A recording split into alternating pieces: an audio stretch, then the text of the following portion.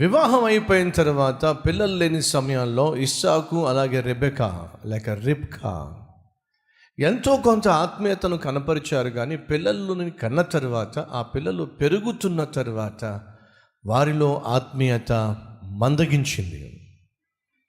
తల్లిలో తండ్రిలో ఆత్మీయత మందగించినప్పుడు బిడ్డల యొక్క ఆత్మీయత కూడా మందగిస్తుంది. మర్చిపోకండి.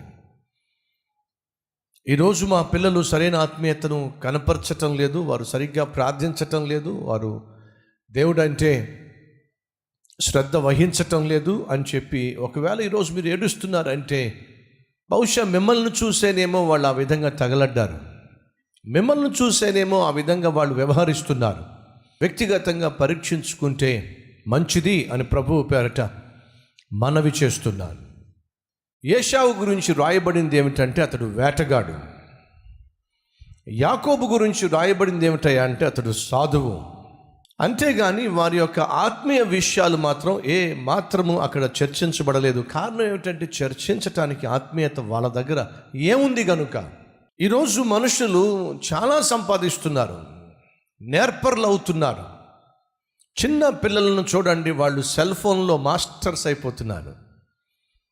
మీరు సీల్డ్ పీస్ తీసుకొచ్చి ఇప్పుడు ఎలా స్టార్ట్ చేయాలి, ఇప్పుడు దాన్ని ఎలా ఓపెన్ చేయాలి, ఇప్పుడు ఏ ఫంక్షన్స్ ఉన్నాయి అని మీరు ఆలోచించే లోపటే 5 సంవత్సరాలు మీ పిల్లవాడు వచ్చి దాన్ని ఆన్ చేసేస్తాడు. దానికి ఉన్న ఫంక్షన్స్ ఏంటో పట్టుకుంటాడు, గేమ్లు ఆడేస్తూ ఉంటాడు.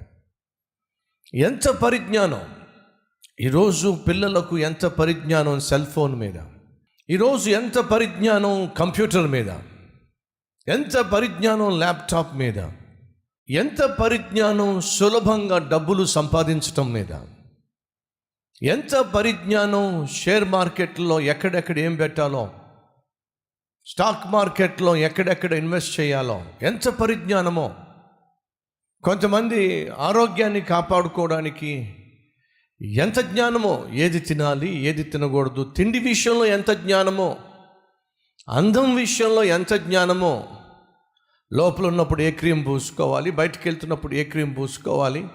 ఒకటి కాదు, శరీరాన్ని కాపాడుకోవడానికి జ్ఞానం, అందాన్ని కాపాడుకోవడానికి జ్ఞానం, కండలను కాపాడుకోవడానికి జ్ఞానం, ఏ చొక్కాకు ఏ ప్యాంట్ వేయాలి, ఏ ప్యాంటుకి ఏ చొక్కా వేయాలి, మ్యాచింగ్ విషయంలో జ్ఞానం, ఏ బైక్ కొనుక్కోవాలి, ఏ బైక్ అయితే బాగుంటుంది, ఏ మోడల్ సెల్ ఫోన్ అయితే బాగుంటుంది జ్ఞానం, ఏ కార్ అయితే బాగుంటుంది, ఏ కారులో ఏ ఫెసిలిటీస్ ఉంటున్నాయి జ్ఞానం. నేనేమంటున్నానంటే ఈరోజు అటు స్త్రీలు కావచ్చు, ఇంకా సీరియల్స్, ఏ సీరియళ్ళు ఏ టైంలో వస్తుంది, ఏ ఛానల్లో చెప్పమంటే టకటక చెప్పేస్తారు. అదే నిర్గమాకాండం ఎక్కడుంది అని అడిగితే కీర్తనల పుస్తకం తెస్తారు. జ్ఞానం. వెనకటికి ఒక ముసలాయన పాపం పడవలో ఆ నది మీద యువతల నుంచి అవతలకి, అవతల నుంచి యువతలకి మనుషుల్ని చేరవేస్తూ ఉండేవాడు. ఈ లోపల ఒక మహాజ్ఞాని ఆ పడవలో కూర్చున్నాడు. తాతయ్యను చూసి అంటున్నాడు, తాతయ్య నీకు అంతరిక్ష శాస్త్రం నీకు తెలుసా? నాకు తెలియదు నాయన. ఖగోళ శాస్త్రం నీకు తెలుసా? తెలియదు బాబు. కనీసం నీకు వృక్ష శాస్త్రం తెలుసా? నీ కళ్ళ ముందు కనిపించే మొక్కల శాస్త్రం తెలుసా? తెలియదు నాయన. జీవశాస్త్రం తెలుసా నీకు? బాబు దండం పెడతా, నాకు ఈ శాస్త్రాలు ఏమీ తెలియవు. ఏం తాతయ్య, కళ్ళ ముందు కనిపించేటటువంటి అంతరిక్ష శాస్త్రం తెలదంటున్నావు, మొక్కల శాస్త్రం తెలదంటున్నావు, జీవశాస్త్రం తెలదంటున్నావు, ఇక నువ్వు జీవించి మాత్రం ఏం లాభం తాతయ్య అని అంటూ ఉంటే ఈ లోపల పాపం ఆ తాతయ్య అతను అడిగాడు, బాబు నీకు ఈత శాస్త్రం తెలుసా అడిగాడు. ఏం తాతయ్య సడన్గా నువ్వు ఈత శాస్త్రం అంటున్నావు, అదేం శాస్త్రం నాయన అని అంటే అప్పుడు తాతయ్య అంటున్నాడు, ఏం లేదు బాబు, చూస్తున్నావుగా మన పడవలోకి నీళ్ళు వస్తున్నాయి, చిన్న రంధ్రం పడింది, పడవలోకి నీళ్ళు వస్తున్నాయి. ఇప్పుడు నేను ఈ పడవ నడిపించే ఛాన్స్ ఏమీ లేదు. నిన్ను కాపాడగలిగింది, ఒడ్డుకు చేర్చగలిగింది ఖగోళ శాస్త్రం కాదు, జీవశాస్త్రం కాదు, వృక్షశాస్త్రం కాదు, ఒకే ఒక్క శాస్త్రం, ఈత శాస్త్రం. తెలుసా బాబు? అప్పుడు వాడు అంటాడు, నాకు అన్ని శాస్త్రాలు తెలుసు కానీ ఈ ఈత శాస్త్రం తెలియదే.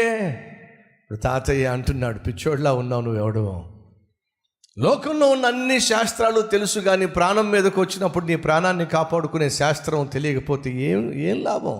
ఎంత జ్ఞానం ఉంటే అని చెప్పి తాతయ్య నీళ్ళల్లో కురికాడు, వీడేమో శాస్త్రాలు అన్నీ నెత్తి మీద పెట్టుకుని మునిగాడు. ఈరోజు నీకు చాలా తెలుసు, చాలా నేర్చుకుంటున్నావు, కానీ అడుగుతున్నా, పరిశుద్ధంగా జీవించే శాస్త్రాన్ని తెలుసుకున్నావా? నీ నోటిని కాపాడుకోగలిగిన శాస్త్రాన్ని కనుగొన్నావా? నీ శరీరాన్ని అదుపులో పెట్టుకోగలిగిన శాస్త్రాన్ని ఏమైనా తెలుసుకున్నావా?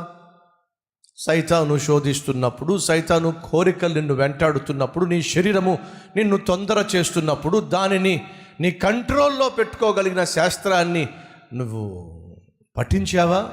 ఈ లోకంలో ఉన్న చాలా శాస్త్రాలు నేర్చుకుంటున్నావు, కానీ నీ జీవితానికి సంబంధించినటువంటి శాస్త్రం సంగతి ఏమిటి?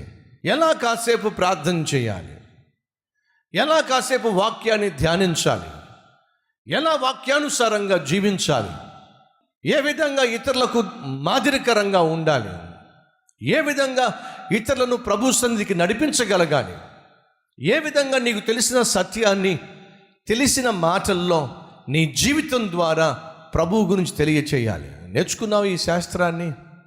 స్వార్థపూరితమైన జీవితాన్ని పక్కన పెట్టు, అవకాశవాదిగా జీవించే జీవితాన్ని పక్కన పెట్టు.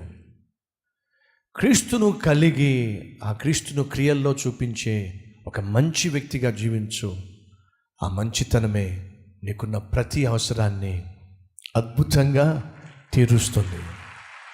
నమ్మిన వాళ్ళు ఉన్నట్లయితే మీ హస్తాన్ని చూపిస్తారా? ప్రార్థన.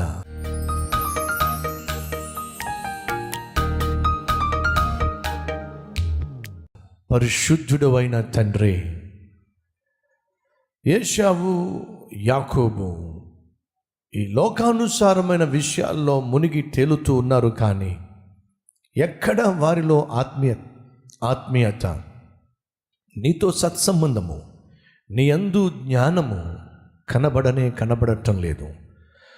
కారణము, ఇస్సాకు, రెబ్కా ఆత్మీయులుగా గతంలో ఉన్నారు, కానీ ఇప్పుడు ఆత్మీయత మందగించింది. ఫలితము, బిడ్డలు ఆత్మీయ విషయాల్లో మందమతులుగా తయారయ్యారు. అయ్యా, ప్రతి తండ్రిని, ప్రతి తల్లిని ఆత్మీయులుగా మలచండి నాయన. నిన్ను పోలి ఎలా జీవించాలో నేర్పించండి నాయన. ఈ లోకంలో మాకు ఎంత జ్ఞానమున్నా, ఏ విషయాల్లో ఎంత పరిజ్ఞానాన్ని సంపాదించినా, పాపమును జయించగలిగిన జ్ఞానము, శోధనలను జయించగలిగిన జ్ఞానము, నీ వలే జీవించుటకు కావలసిన ఆత్మజ్ఞానము మేము పొందుకోకపోతే ఏం లాభం అనే సత్యము గ్రహించిన మేము ఆ సత్య మార్గములో నడిచే భాగ్యము దయచేయమని యేసు నామం పేరట వేడుకుంటున్నాం తండ్రి. ఆమేన్.